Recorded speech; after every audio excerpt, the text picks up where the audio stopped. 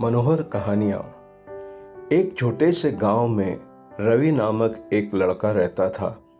उसका परिवार बहुत गरीब था, लेकिन उसकी माँ ने उसे बचपन में ही एक बात सिखाई थी, बेटा, हालात चाहे जैसे हो पर कभी अपनी ईमानदारी मत खोना। एक दिन रवि स्कूल से लौट रहा था।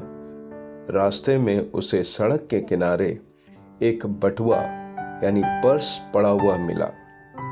उसने उठाकर देखा तो उसमें बहुत सारे पैसे थे और कुछ जरूरी कागज भी थे।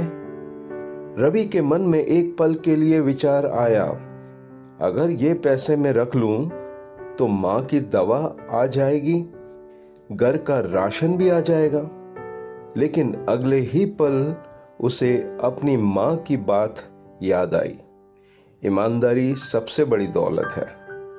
रवि ने तय किया कि वह बटुए को उसके मालिक तक पहुंचाएगा। उसने बटुए में रखे पहचान पत्र से पता ढूंढा और उस घर तक पहुंच गया। दरवाजा खटखटाने पर एक बुजुर्ग व्यक्ति बाहर आया। रवि ने विनम्रता से कहा, दादाजी, शायद आपका बटुआ रास्ते में गिर गया था, मुझे मिला, इसीलिए वापस देने आया हूं। बुजुर्ग व्यक्ति ने बटुआ खोला और देखा कि सारे पैसे और कागज सुरक्षित थे। उनकी आंखों में आंसू आ गए। उन्होंने कहा, बेटा, आज के समय में इतनी ईमानदारी बहुत कम देखने को मिलती है। उन्होंने रवि को इनाम देने की कोशिश की, लेकिन रवि ने मुस्कुराते हुए कहा, दादाजी, मुझे इनाम नहीं चाहिए, मुझे बस खुशी है कि आपका सामान आपको मिल गया। बुजुर्ग व्यक्ति ने उसका सिर सहलाते हुए कहा, बेटा, याद रखना, ईमानदारी का फल हमेशा मीठा होता है। कुछ दिनों बाद वही बुजुर्ग रवि के घर आए।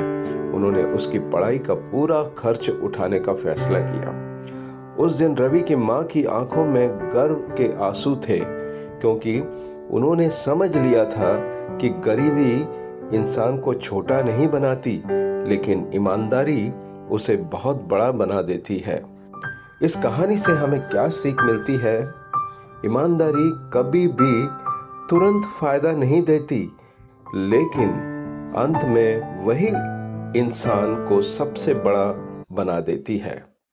सोचिएगा जरूर।